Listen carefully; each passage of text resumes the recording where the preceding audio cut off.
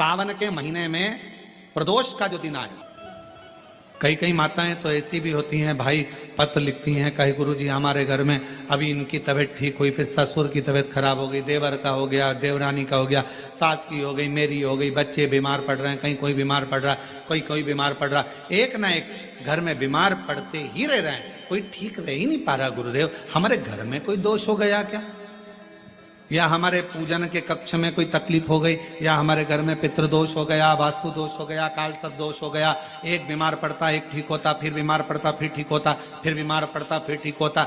शिव महापुराण की कथा कह रही है, शंकर भगवान का चरित्र कह रहा है। सावन के महीने में प्रदोष का जो दिन आए, 2 प्रदोष श्रावण के महीने के 2 प्रदोष पड़ेंगे, किसी भी प्रदोष पर एक पीपल के पत्ते पर कनेर का पुष्प अपने घर के अंदर रख लीजिए प्रदोष के एक दिन पहले, और प्रदोष वाले दिन उसको बहते हुए पानी में डाल दीजिए। जिंदगी में जो तुम्हारे यहाँ तकलीफ चल रही है, एक उठ रहा है, एक बैठ रहा है, एक बीमार पड़ रहा है, एक ठीक हो रहा है, फिर बीमार पड़ रहा है, फिर ठीक हो रहा है, ये ठीक हुआ, फिर इसको हो गया, फिर इसको कुछ हो गया, फिर किसी को कुछ हो गया, अर्थात शिव का नाम लेकर। और फिर ही ध्यान देना, इस क्रम को करने के लिए आपको तुमरुकेश्वर महादेव का नाम लेना पड़ेगा। कौन से महादेव का नाम बोलना है? तुमरुकेश्वर महादेव, जिन्होंने भगवान शंकर की अविरल भक्ति को धारण करा। एक प्रसंग बड़ा सुंदर आता है, शिव गुरु की वाणी का प्रसंग। मेरे भगवान ओघड़दानी बैठे हुए थे कैलाश पर, थोड़ा असुरों का आगमन हुआ। अब नंदी समझ नहीं पाए कि यह असुर क्यों आए।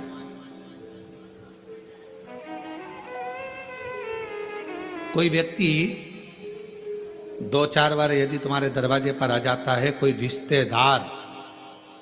रिश्तेदार बार बार फोन लगाता है, बार बार तुम्हारे दरवाजे पर आता है, तो तुमको तुम्हारे घर की पत्नियों जरा बहुत चतुर होती, तुरंत कह देती बार बार क्यों आ रहा है ये, इतने साल से तो कभी नहीं आया, ये बार बार क्यों आ रहा है। धर्म पत्नियां बड़ा एकदम तुरंत सोच लेती, तुरंत आखिर बात क्या। पर पति उनको समझाते हैं, तेरे को क्या करना, आन देना, दिक्कत क्या है, मुझे सब मालूम है, कर्जे में हो गया होगा इसलिए तुमसे लेने आ रहा होगा, इतने दिन से तो तुम्हारी याद नहीं आई, इतने दिन से तो कभी याद नहीं किया, इतने दिन से तकलीफ में कभी, अपन तकलीफ में तो कभी नहीं आया। हमेशा याद रखो, मोमबत्ती की याद, टॉर्च की याद हमेशा लाइट जाने के बाद आती है। कोई माताएं भाई ऐसे रहते हैं जो कथा में आते हैं और कोई उनको बिस्कुट दे देता है, खाते हैं, खाने के बाद मुंह को साफ करना रहता है तो बत्ती सी निकाल लेते हैं, बत्ती से निकाल कर उसको भी साफ कर लेते हैं, रख लेते हैं। कई बार ऐसा नहीं कि नहीं हुआ। एक बार बहुत पुरानी बात है, बहुत पहले की, एक बार हम कथा करने गए, राघव जी तो जरा से थे उस समय पर, छोटे से 6-7 साल की उनकी उम्र थी, 6-7 साल की, और झोली में किसी ने झोली के अंदर बेलपत्र डालते हैं तो उन्होंने उनकी डब्बी भी बेलपत्र में डाल दी, वो दांत की 32 की डब्बी। कोई 32 की डब्बी भी उसमें झोली में डाल दी, और 32 की डब्बी जैसी झोली में पड़ी और झोली पड़कर सीहोर गई, और सीहोर जाने पर राघव जी ने खोली, और खोले तो आवाज निकाल, पापा देखो किसी के दांत आ गए। अब वो हो सकता है कभी कभी योग संजोग में आ जाए, तो दांत की जरूरत, हमने कहा कि उसको दांत की जरूरत कब पड़ेगी, जब वो कुछ खाने के लिए बैठेगा। टॉर्च की जरूरत कब पड़ेगी, जब अंधेरा होगा। और फिर एक बात याद रखना, चाबी की जरूरत, तुम्हारे घर के ताला लग गया और उसकी चाबी की जरूरत कब पड़ेगी, जब ताला खोलना, जब ताले को खोलना हो तब चाबी की जरूरत पड़ती है। खाने बैठोगे तो दांत की जरूरत पड़ती है, अखबार पढ़ने बैठोगे तो चश्मे की, जम के बोलो जरा, चश्मे की जरूरत पड़ती है।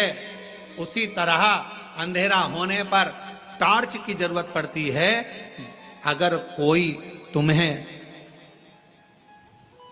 अपने बुरे समय पर याद कर रहा है तो समझ लेना आप उसके लिए टॉर्च हो, प्रकाश करने वाले हो, उसकी जिंदगी का उजाला करने।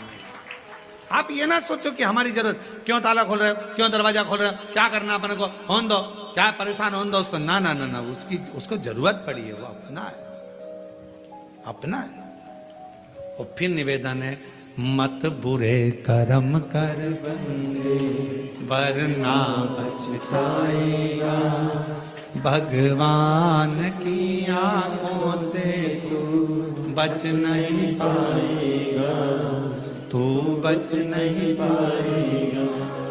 अरे ओ अज्ञानी मत करना नादानी, अरे ओ अज्ञानी मत करना नादानी, तेरे कर्म का।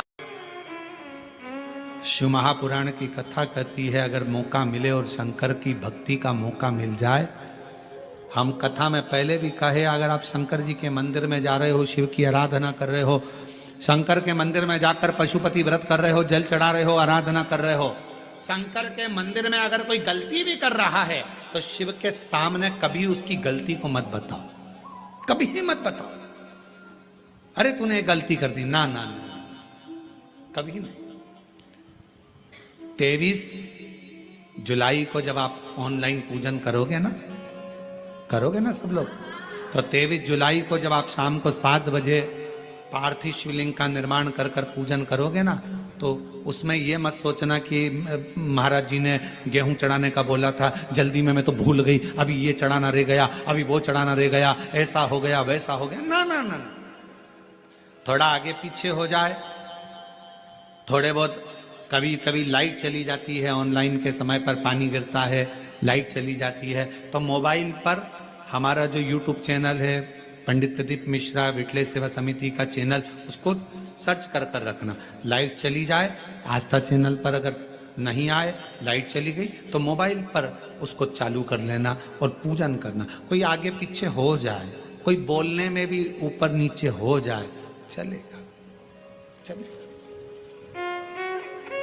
कितना सुंदर कहा है, कपड़े ऊंचे नीचे होंगे चल जाएगा, नाक ऊंची नीची होगी चल जाएगी, आंख एंगी भेंगी होगी चल जाएगी, गाल ऊंचे नीचे होंगे चल जाएगा, हाथ ऊंचा नीचा होगा चल जाएगा, पांव ऊंचा नीचा होगा चल जाएगा, पर स्वभाव ऊंचा नीचा नहीं होना चाहिए, स्वभाव अच्छा होना चाहिए। व्यक्ति के शरीर से मूलता नहीं, उसके स्वभाव से मूलता होती है, इसलिए स्वभाव की मूलता में रहिएगा।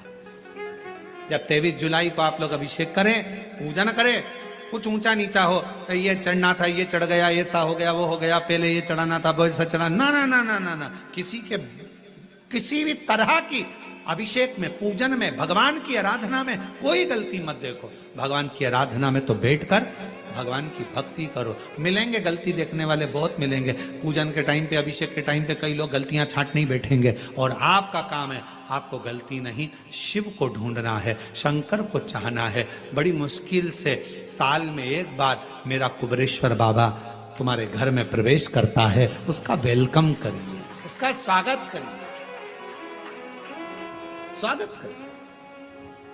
ये ऑनलाइन कथा यहां चल रही है 12 तारीख से 18 तारीख तक, 21 तारीख से 25 तारीख तक 5 दिवसीय ऑनलाइन कथा फिर चालू हो जाएगी, 1 बजे से 4 बजे तक। और वो कथा जहां भी हम रहेंगे वहां से होगी। 30 तारीख से 5 अगस्त तक शिव महापुराण की कथा भिलाई में जयंती स्टेडियम में होगी, जहां पर बोलबम सेवा समिति कथा करा रही है। उसका कथा का समय भी लगभग 1 बजे से 4 बजे तक ही रहेगा। वो ऑनलाइन नहीं, वो ऑफलाइन होगी, पंडाल में बैठकर सुन सकेंगे श्रावण के महीने की कथा। बाबा की जैसी मर्जी होगी, श्रावण की आखिरी कथा 30 तारीख से 5 अगस्त तक रहेगी, और 6 अगस्त की बाबा की कावड़ सीहोर की प्रदोष की जो भराती है, कामना कावड़, जो कि बाबा से हृदय से कामना कर कर बाबा की कावड़ लेकर सुबह 9 बजे सीवन नदी के तट से माँ सीवन का जल भर कर चलेंगे। बोल बम बोल बम बोल बम बोलते बोलते चलेंगे। शिव का स्मरण, कोई ऊंच नीच ना देखे, बाबा का स्वागत करिए।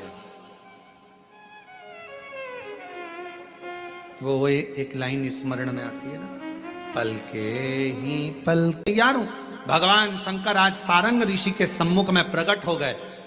प्रकट होकर कहा शिव जी ने, चलो हमारे साथ काशी में प्रवेश करो। बाबा, काशी में तो प्रवेश कर लूंगा, मना नहीं, पर निवेदन ऐसा है, आज आपने मुझे जो दर्शन दिया है बाबा, इतनी करुणा करना, इतनी कृपा करना बाबा। काशी में मैं जहां रहूं, जिस स्थान पर रहूं और जिस स्थान पर मैं रहूं, उस स्थान पर आपका दर्शन मुझे होता रहे बाबा। दुनिया का कोई भी व्यक्ति जिस स्थान पर मैंने आपका दर्शन करा, इस स्थान पर आए तो उसकी मनोकामना पूर्ण हो जाए, ऐसी कृपा कर देना। और कितना सुंदर कहा है, मंदिर बनाया तो अपने लिए नहीं, सर्व जगत के लिए बनाया।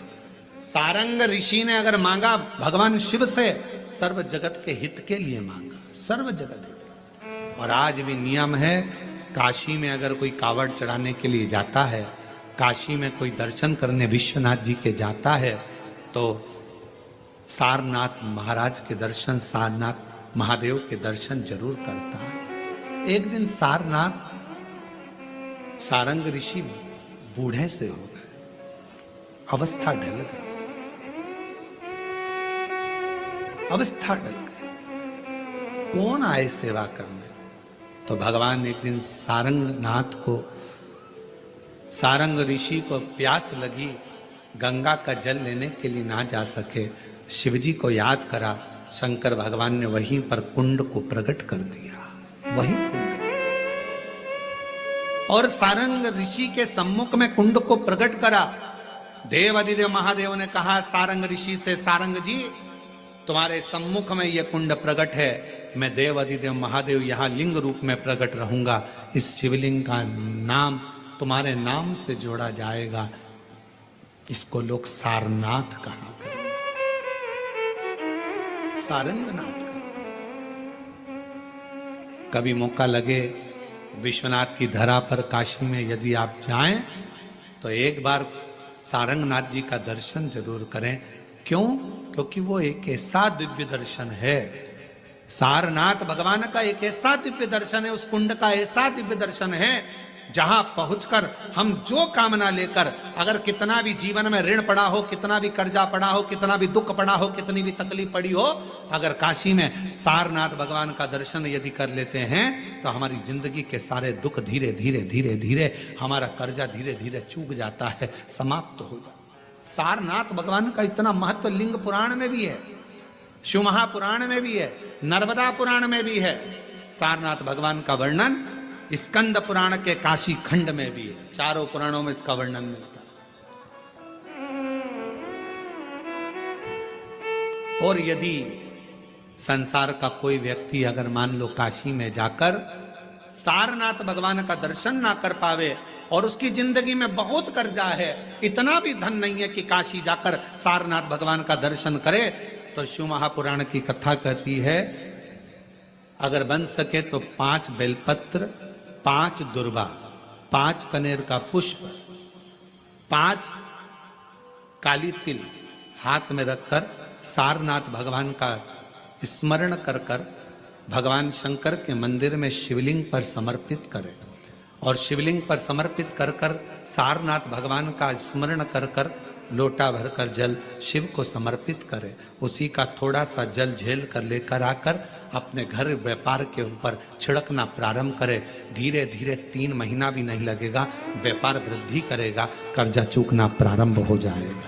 सारनाथ भगवान का इतना महत्व, बोले सारनाथ महादेव की, शिव का इतना, उसको जाने, उसको पहचान।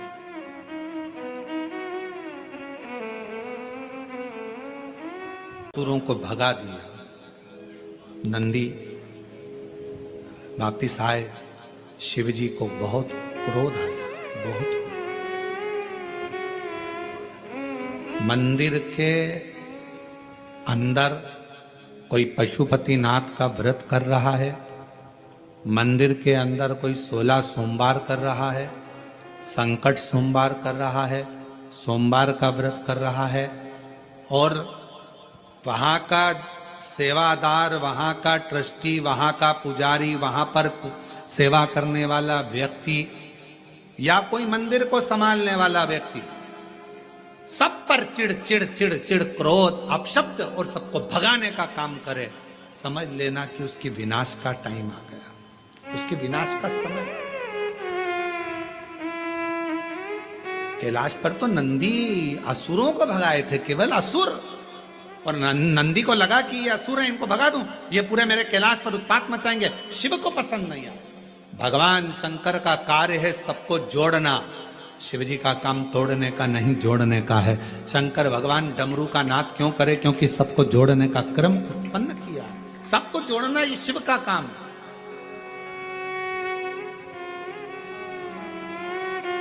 और कोई शंकर भगवान के करीब में आ जाए, शिव जी के पास में आ जाए और मालूम पड़े कोई व्यक्ति आए, चलो निकलो यहां से, बाहर आओ, क्या कर रहे हो, चलो जाओ चलो जाओ। मंदिर में कोई सेवा करने आया, पूजन करने आया, आराधना करने आया, साधना करने आया, उसको चाहिए शंकर के करीब में रहते हो, शिव जैसी शीतलता रखिए, नम्रता रखिए, वाणी में प्रेम में स्नेह में आनंदता रखिए, शिव के करीब में हो।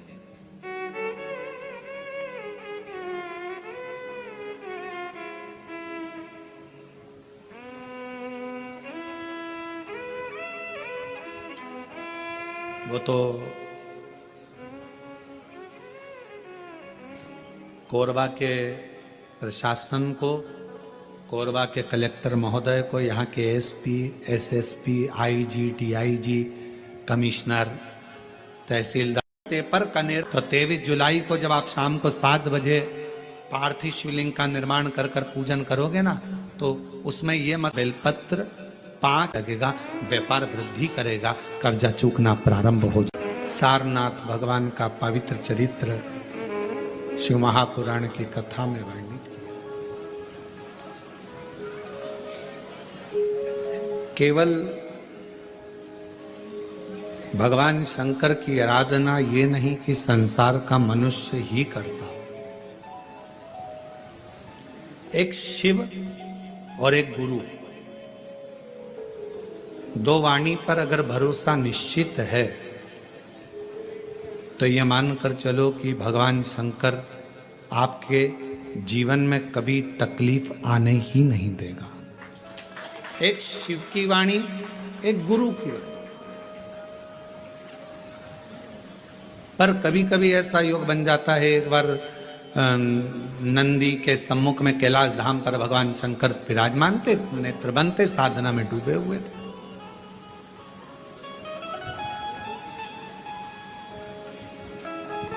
अब कौन क्या कर रहा है देखो, दवाइयों को पढ़ने वाला डॉक्टर कहलाता है और तन्हाइयों को पढ़ने वाला देव अधिदेव महादेव कहलाता है।